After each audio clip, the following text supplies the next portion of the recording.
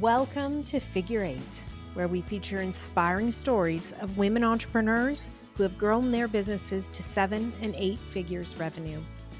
If you're in the mix of growing a bigger business, these stories are for you. Join us as we explore where the tough spots are, how to overcome them, and how to prepare yourself for the next portion of the climb. I'm your host, Julie Ellis. I'm an author, entrepreneur, and a growth and leadership coach who co-founded, grew, and exited an 8-figure business. This led me to exploring why some women achieve great things. And that led to my book, Big Gorgeous Goals. Let's explore the systems, processes, and people that help us grow our businesses to new heights. If you're interested in growing your business, this podcast will help. Now, let's get going. Hello, and welcome to this episode of the Figure Eight podcast. I'm your host, Julie Ellis, and today I am extremely happy to be talking with Dr. Meghan Walker. Meghan is a naturopath by trade. However, she now today has founded multiple companies, and she helps a lot of women grow bigger businesses, women who are working as clinicians, in all kinds of different medical fields and really need to figure out how to grow their business and how to make it into everything they want it to be. She also speaks here and there, and she's been on TV a number of times. So she has lots of different pieces to what she does. But right now, as the co-founder and CEO of Health Hives and the chief cheerleader of Clinician Business Labs, those are her sort of main entrepreneurial ventures at the moment. So welcome, Meghan. Hi, thanks so much for having me. Thank you. I'm so glad you were able to join me today. Well, I am looking forward to this conversation. I'm looking forward to it too, because I think that, thinking about growing businesses is obviously something I'm very interested in. And I know when we were talking, just your work in helping other women grow businesses who are very skilled and talented, but may not be entrepreneurial, is a really important place in the ecosystem. Yeah, it's funny because I think there's so many people who have a big vision of how they want to contribute. And I think this is going to be happening more and more. The vehicle in which that contribution can happen is becoming so frequently entrepreneurship. But it is like the one thing we're not taught in school. And if we were fortunate enough to have the conversations when we were younger at home or grow up in a house where entrepreneurship was like part of the vernacular and part of the experience, then all the power to you. You have a massive advantage. But for most people, that wasn't what they saw growing up. And so I often joke that my audience are reluctant entrepreneurs. They are not entrepreneurs by choice. They are entrepreneurs because it is the only vehicle in which they can have the contribution that they want. So it's an interesting take and version of entrepreneurship, maybe a little bit different than, those individuals out there who are like, I want to grow my business. I'm excited to grow my business. These individuals are like, darn you for telling me I need to have a business in order to have the impact I want to have. Right. And it's super interesting because you are talking about highly talented people, very, very bright people who are highly qualified to deliver the work that they're doing. And yet they struggle to fit into the entrepreneurship mold, if there is such a thing.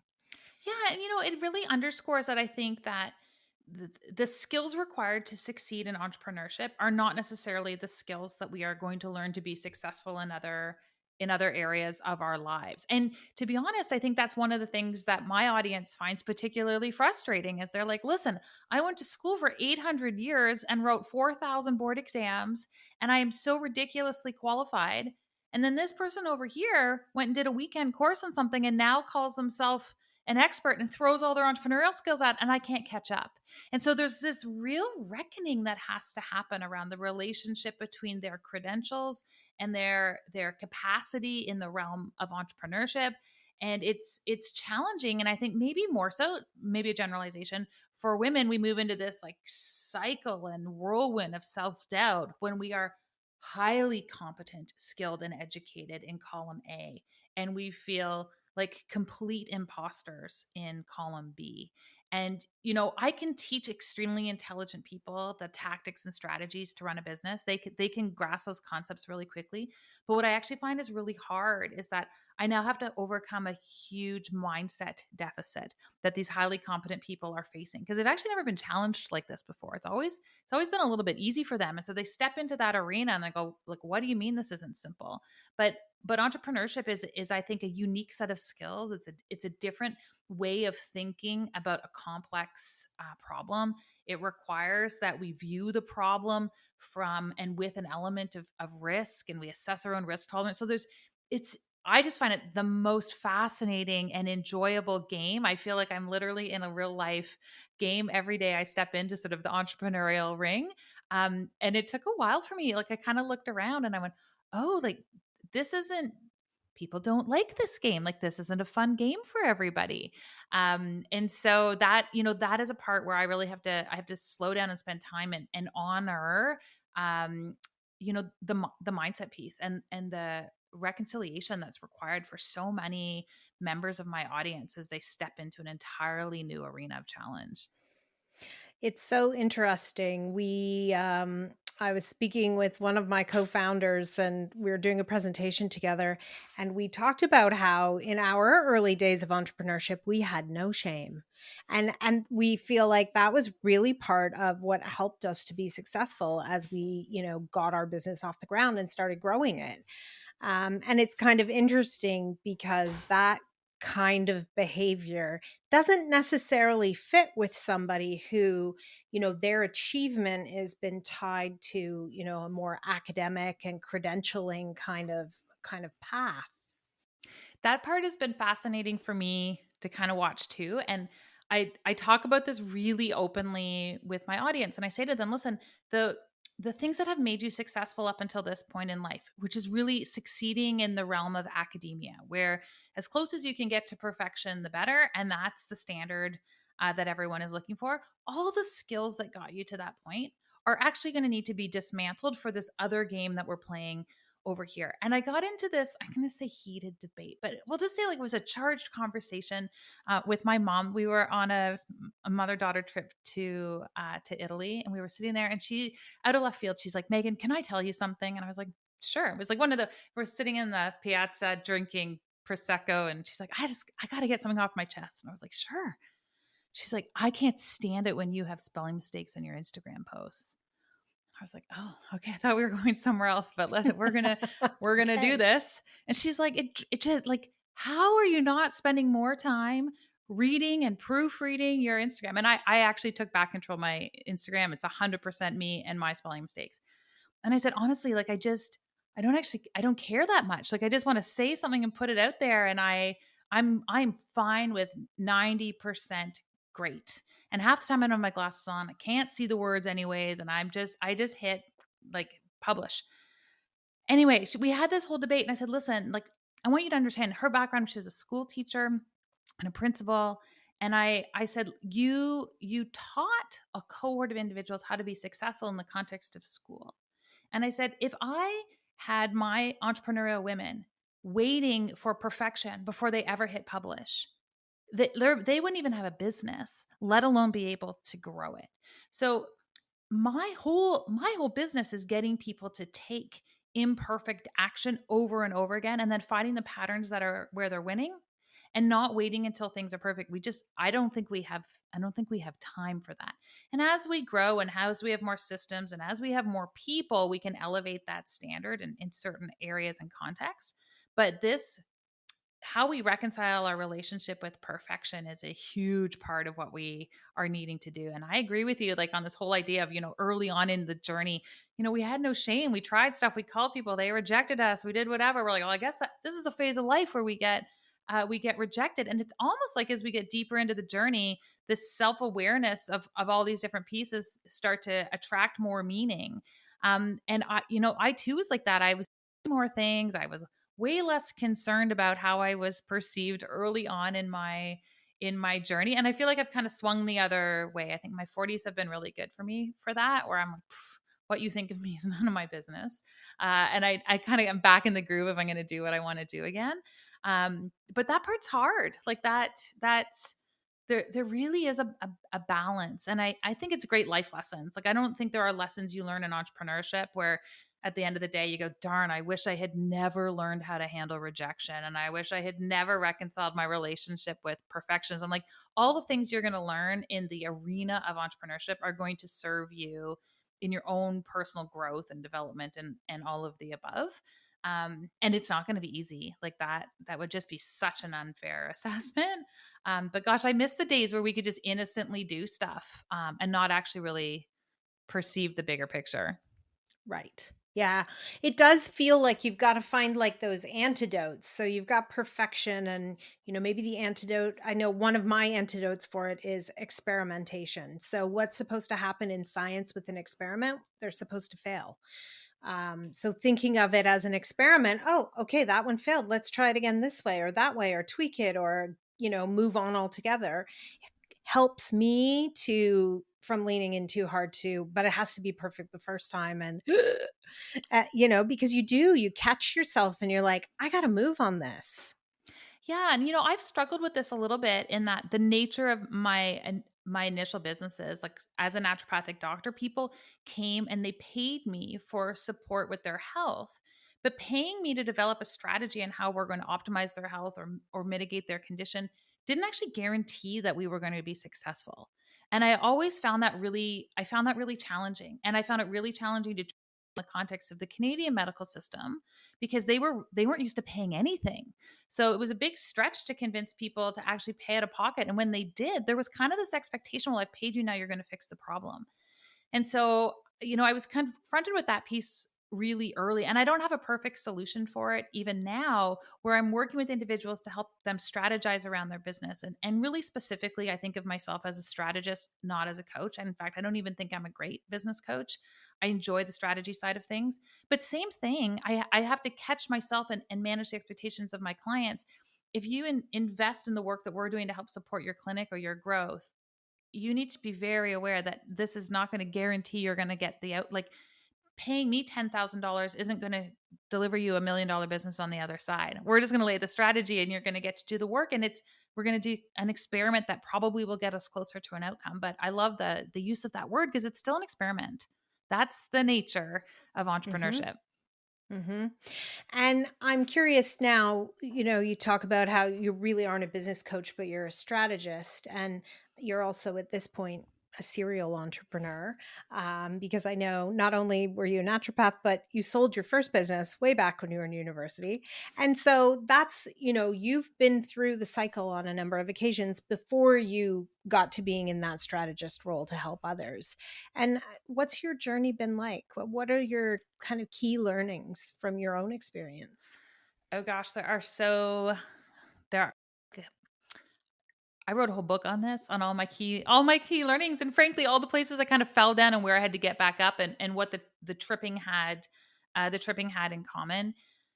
The easiest businesses I've ever had just served people's needs, and that's like a known need. And then I paired the known need with an audience that wanted access to that. And that sounds so simple and so fundamental, but I think my first business is still my favorite business. It's still the easiest business I ever had, and I was um, 15 years old and was fired from the summer job that I had. And I was made very clear to me in no uncertain terms that you would not be sitting on the dock all summer long. Like, you needed to find a job. And I just remember, like, clear as day, saying, I'm going to find a way to be able to sit on the dock and satisfy your need for me to be working at the same time. Just give me a hot second to figure that out. So I sat there and I looked at the lake and I watched people go back and forth between the islands. And I went, I bet people on the islands would like their cottages clean too. And so I made this little pamphlet and I got in my little tin boat and I drove out to the cottages and I put them in those like plastic sheets and then put a rock on top and left them on people's docks. And I declared that I had a cleaning service, because that to me was one service where I could just announce my candidacy for the job, and I'd get fired if I wasn't good at it. There was no regulation. There was no Anyway, within 2 weeks, I had a full roster of clients. And by the end of that summer, I had more people asking me if I would clean for the next summer. I hired 11 of my friends. And I sat there smugly through summer number 2. And I looked at my dad and I was like, look at me sitting on the dock while all my team is out cleaning cottages. But that was a real, like, core memory for me, not being a smug teenager, but really going, one, I don't think I can ever work for anybody else ever again. And two, if you have a service that helps people and you align the service that helps people with people who can afford to pay for what you're doing, I feel like that's sometimes the elephant in the room when we've got people who want to help and build a business that's helpful. We don't talk about who's going to actually pay for that. And it was a no brainer. And frankly, I made more money cleaning cottages in the summer than I did in my first 3 years after graduating from medical school. So it was a great little business with very low risk, but I was willing to get my hands dirty um, and do the work. And so that was a big piece for me, is like really being able to see that lens. Do I have a service, or do I have a product that is actually going to solve a meaningful problem? And do I have a sufficiently large audience of people who can pay for it where the numbers actually work? It's litmus test number one. Litmus test number two for me, and a second big learning, is it is not difficult to build a business, in particular service-based business, where you are willing to sell your soul to make it work. And what I mean by that is, if you're going to work 18 hours a day and never come up for air, and shift your prices and put yourself out there, you can fill your calendar. You can hustle your way to a full calendar, and then you're stuck. You're stuck servicing the client. You're stuck with a full calendar. You realize you're actually capped out on what you can earn. You are an employee. You're like an employee of one. You work for yourself, and you don't have any of the freedom that you thought you were going to look for. And so that was the second piece, is I realized that when I build something, I have to build it in the context of balancing an equation. And the equation is always like, what two things do I want to have be true at the same time? And so when I sold my first clinic, and I was going to open what I called in my head a micro practice, meaning I was going to take my high-end clients who are all high achievers down in the core, and I was going to work out of an office, like a co-working space, and I was only going to see patients for 2 days a week. And the challenge to myself was, how do I work with these patients for 2 days a week? Because I wanted to start some other companies, but double what I was earning working 5 days a week owning my own clinic. Those were the two sides of the equation. I want to earn this, and I only want to be working that. What has to be true in order for this equation to balance? And so I went about looking at like how I wanted to design it, how I wanted to design my programs, how I had to position my pricing, who I had to go after, so these two things could be true. And those are the two big lessons for me. Build something people want and will pay for. And then number two, don't build something that doesn't satisfy this lifestyle equation. Decide what needs to be true beforehand, or you're going to really quickly be trapped. Because it's I've never thought of it this way, but it's so true that you can fill your calendar with underpriced work, and basically it is almost like working for somebody else. It isn't really why people, I think, dream of becoming an entrepreneur and want to go and start businesses. And so taking that transition over to the equation makes a lot of sense. Yeah, it was a big lesson for me, because I was burning out and I had little kids, and I was like, "Oh my gosh, I did this to myself." Like I had no one to blame for that. But at the same point, it's not like I had mentorship around that idea. It's not like someone said to me, "Here's the framework on how to think about your business, or you're quickly going to run into that trap." I was like, "I'm just going to work really really hard and we'll see what happens." Which is, an approach, and I'm sure we've both we've both been there. But that was a hard lesson to learn. And was that some of what inspired you to do what you're doing now? Sort of the lack of help that you saw in the landscape as you were trying to grow your own business? Yeah, I call this my accidental business. So I did not have a vision for wanting to do this. This isn't one like when I'm selling off in the sunset, I want to help other, younger practitioners or newer practitioners set up their businesses. Not that it's not meaningful work, but that wasn't the vision. What was the vision, and what I was very clear on, is that I had this core belief, and I still do, that when people have their health, they can change the world. And so I was very interested in, how do we put these systems of medicine that were having such incredible impact on people's lives into more people's hands? What has to be true so more people can access these systems of medicine? This is the problem that I was always trying to solve. And it's the problem I'm still trying to solve and I'm evolving with. And so one of the things I realized, even within our own clinic, we had 11 people in our team, is that the business side of how they developed their business was actually a real challenge for a lot of them. And so we started mentoring our own team on how to develop their business. it was a little bit easier for us. I grew up in an entrepreneurial house, but also I had skin in the game. And so that's, that's one of the fastest ways to grow your business is for you to have to. And so we were just mentoring the individuals in our clinic and they were doing well. And we took that for granted. We assumed that was happening everywhere. And I had more and more friends and colleagues who would reach out and say, Megan, like, how are you guys doing this? And so I literally just started with the first Thursday of every month, I'm going to run a Zoom call at 7 p.m. Anyone can come. It's totally free. And we're just going to jam out on what's going on in your business and see if we can solve the problem. Like it was so unsophisticated and it was not with an intention of, feeding a list. There's no strategy in this whatsoever. It was literally, I just couldn't do any more. May I pick your brain lunches? So we just were like, come to Zoom.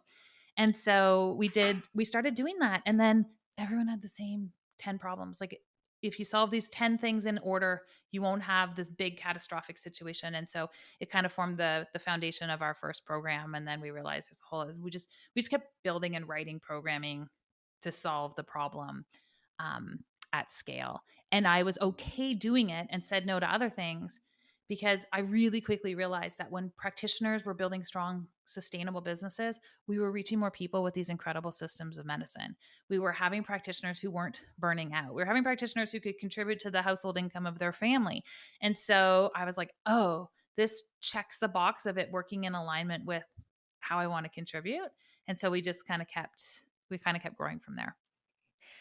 Which is interesting because it's sort of like you had a goal to, improve outcomes for people and have more people know about these modalities of medicine and those kinds of things. But you probably haven't gotten there the way you thought you might have when you imagined this as a goal. Not at all. And I started a software company way back in the day. I was sort of brought into something some people were visioning out. And we were really trying to create this incredibly sophisticated directory system to help find these credentialed practitioners. It remains a bone of contention for me, the number of people who do not have any training and put themselves out there as having training. To me, this is a really it's just a dangerous situation, and it does the system of medicine I study is a significant disservice. And so we're like, how do we create this directory that is people who are credentialed, who are insured, who have been to school, who have written board exams, et cetera. Anyways, it's total miserable failure for a variety of reasons.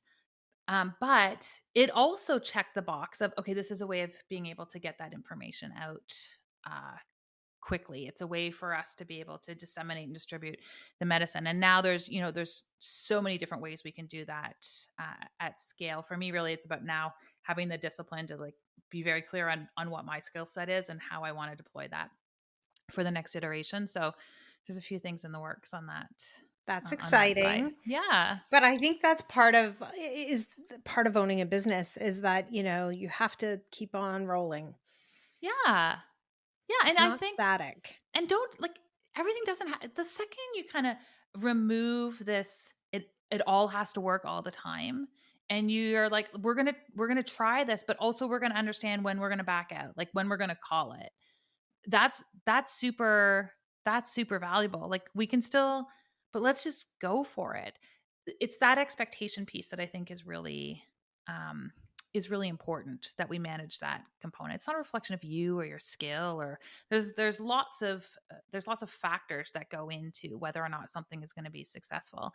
I have this friend in the States and he has big online business, and he was sharing with us at a mastermind. He's very well known in the industry. And he was talking about this absolutely catastrophic launch that they had. He's like, we teach launches, and we had this absolutely catastrophic launch. It was set up to be like our best ever.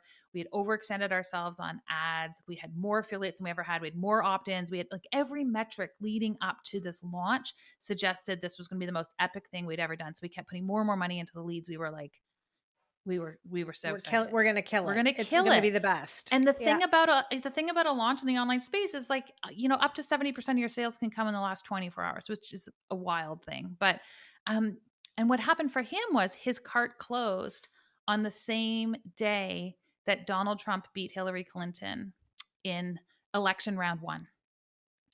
And so the 70% wasn't, no eyeballs were on him. None whatsoever. And the cart closed. He was like, it was horrible. It was catastrophic. And I remember him talking about that. One, I always make sure I check the calendar now when we plan a launch so that there is no massive known news events. There are no US elections, there are no holidays. We're like totally in the clear.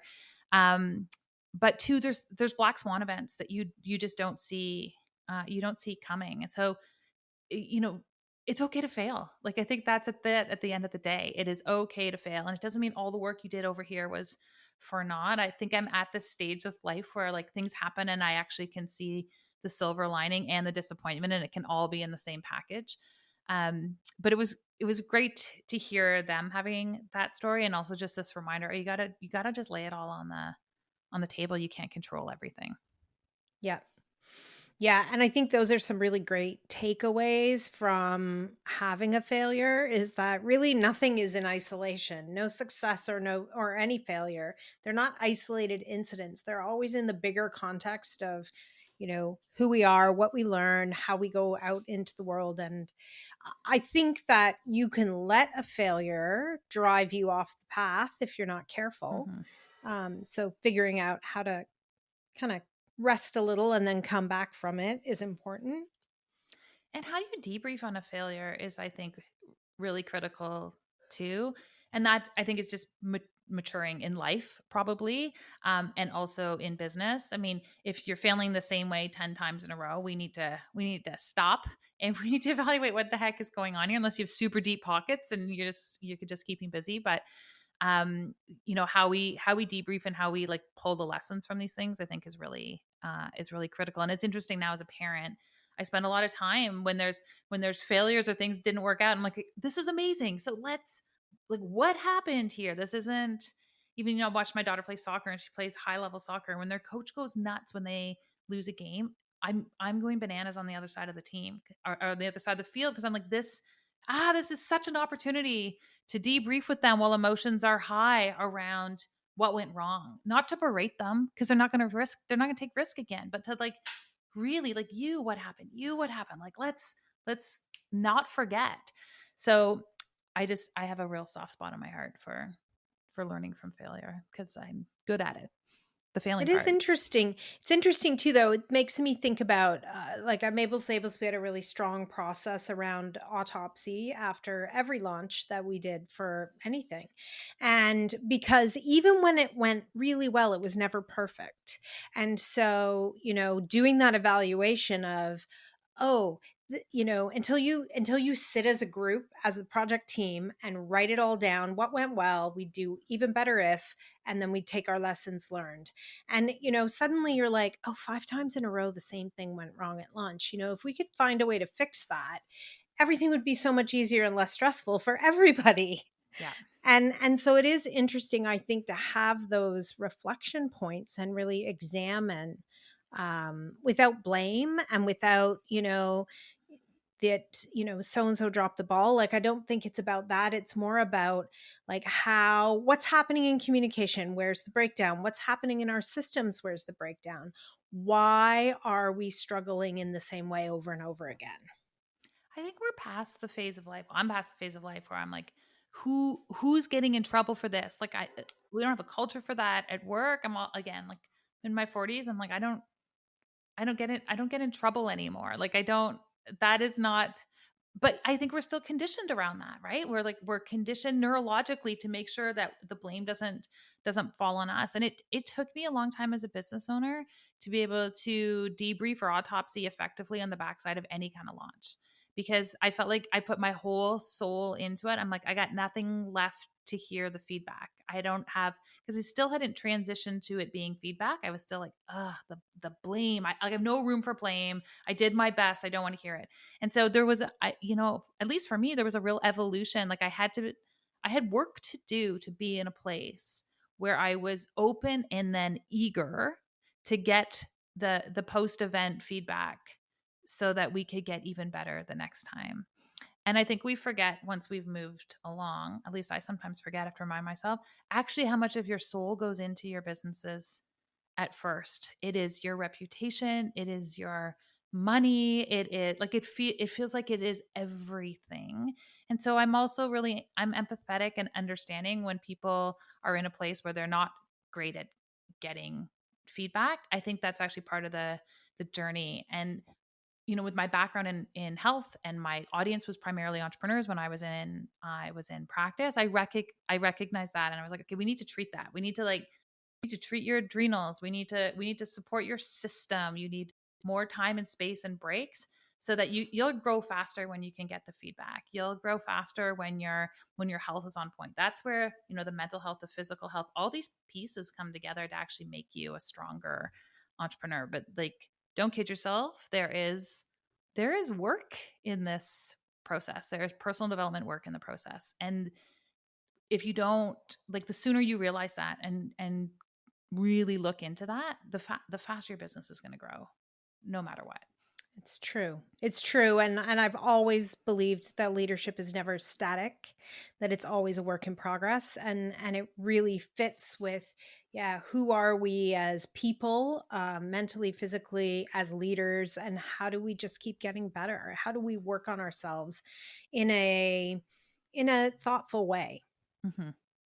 Yeah. And intentional. Yeah, exactly. Absolutely. Good. Well, thank you so much for joining me today. It's been a really great conversation, and I wish you all the best with growing your businesses, and I look forward to following your journey. Thank you, Julie. This was great. All right. Take care, Meghan. I hope you enjoyed today's episode. Please remember to hit subscribe on your favorite podcast platform so you won't miss any episodes. Figure 8 isn't just a podcast. It's a way of seeing the big, gorgeous goals of women entrepreneurs coming to life. If you're interested in learning more, you can find my book, Big Gorgeous Goals, on Amazon anywhere you might live. For more about my growth and leadership training programs, visit www.julieellis.ca to see how we might work together. Read my blog or sign up to get your free diagnostic. Are you ready for growth? Once again, that's www.julieellis.ca. When we work together, we all win. See you again soon for another episode of Figure 8.